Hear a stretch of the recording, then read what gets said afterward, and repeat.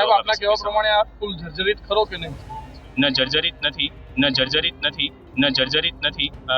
હજુ પણ જર્જરિત નથી. આટલી મોટી ઘટના થાય છે કે જર્જરિત નથી. મધ્ય ગુજરાત અને સૌરાષ્ટ્રને જોડતો જે આ ગંભીરા બ્રિજ છે એ ક્યાંક જર્જરિત હાલતમાં હતો અને જે રીતે પડ્યો છે, બે ફાંટા થયા છે, તેમ છતાં માર્ગ અને મકાન વિભાગના જે કાર્યપાલક ઇજનેર છે એમને આજે આ બ્રિજ છે જર્જરિત દેખાતો જ નથી. એટલે હવે અહીંયા વાહવાહી કોની કરવી? સરકારની કરવી કે પછી સરકારની માણસોની કરવી? નમસ્કાર, આપ જોઈ રહ્યા છો નિર્ભય ન્યૂઝ અને હું છું આપની સાથે રિદ્ધિ.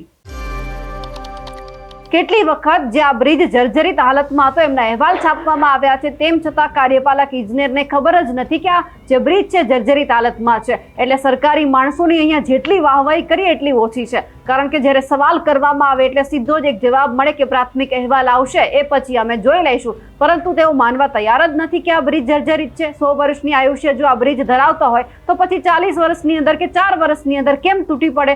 તમે કેવું કામ કર્યું છે અહીંયા ચોખ્ખું દેખાઈ આવે છે, પછી તમે પાછું વળવાનો પ્રયત્ન કરો છો. સૌથી પહેલા તો જે આ કાર્યપાલક ઇજનેર છે કઈ રીતે પોતાનો બચાવ કરી રહ્યા છે અને જે રીતે સરકારની ક્યાંક પાછળથી વાહવાહી કરતા હોય કે અમે તો જે રીતે જ્યારે જર્જરિત હાલતનો અમને અહેવાલ મળ્યો હતો અમે કામગીરી કરી હતી, ત્યાં જે ખાડા હતા એ પૂર્યા હતા, પરંતુ સાવ જર્જરિત હાલતમાં હોય એવું અમને નહોતું લાગતું. સૌથી પહેલા તો આપણે ઇજનેરને પણ સાંભળવા છે કે જેમણે પોતાનો ને સરકારનો બચાવ કર્યો છે. સદર બ્રિજને જર્જરિત હોવાના અહેવાલ પ્રસિદ્ધ થયા છે, પરંતુ બંધ કરવાની કોઈ માંગ અમારી પાસે આવી નથી. અને વધુમાં ગયા વર્ષે જ અત્યારે જે જર્જરિત હતો તે ઉપર વેરિંગ કોટ ને એમાં ડેમેજ દેખાયેલો હતો. પહેલા એક પ્રશ્નનો જવાબ આપો. જે ગયા વર્ષે અમને જે માલુમ પડેલું હતું અને ગયા વર્ષે ઓલરેડી એના ઉપર વેરિંગ કોટની ઉપર માસ્ટિક અસ્ફાલ્ટ અને ફૂટપાથ રિપેરિંગની બધી કામગીરી કરવામાં આવેલી હતી. અને હાલમાં ચાલુ વર્ષે બી જે ખાડા ને એવું ત્યાં બ્રિજમાં દેખાયું હતું, માસ્ટિક આસ્ફાલ્ટમાં ડેમેજ હતું અને એની રિપેરિંગ બી આપણે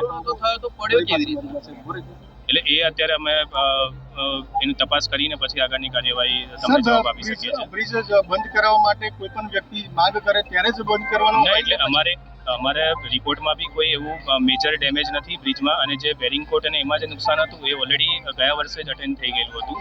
અને એમાં ચાલુ મરામતમાં અત્યારે અમારી પાસે જે મોન્સૂનમાં બી જે ડેમેજ આવેલું હતું વેરિંગ કોટ અને એમાં માસ્ટિક આટલી મોટી દુર્ઘટના ઘટી, શું જવાબદારી લો છો? કારણ કે તંત્રની કોઈ ભૂલ હોઈ શકે છે. પ્રાથમિક અહેવાલ અમને ખબર પડે કે ભાઈ શું કારણથી આ પડ્યો છે એ પછી જ હું કહીશ. સાહેબ આપના કહેવા પ્રમાણે આ પુલ જર્જરિત ખરો કે નહીં? ન જર્જરિત નથી. હજુ પણ જર્જરિત નથી.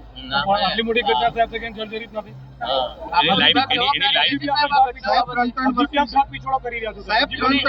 અમારા દ્વારા અહેવાલો પ્રસારિત કરવામાં આવ્યા, અત્યંત જર્જરિત છે બ્રિજ.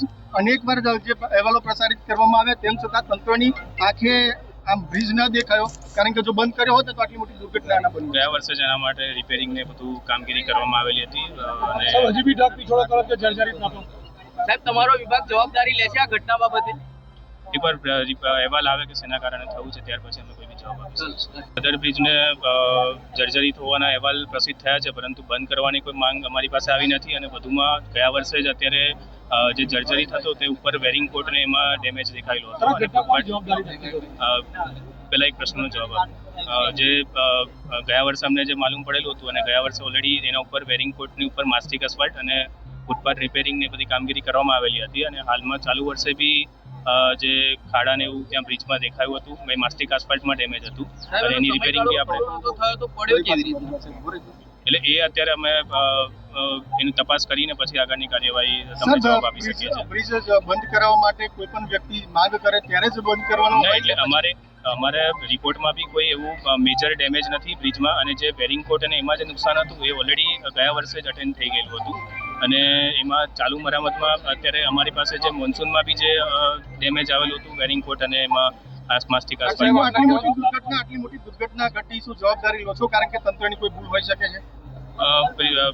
પ્રાથમિક અહેવાલ અમને ખબર પડે કે ભાઈ શું કારણથી આ પડ્યો છે એ પછી જ હું કહીશ. સાહેબ આપના કહેવા પ્રમાણે આ પુલ જર્જરિત ખરો કે નહીં? ન જર્જરિત નથી. હજુ પણ જર્જરિત નથી. આટલી મોટી ઘટના થાય છે કે જર્જરિત નથી.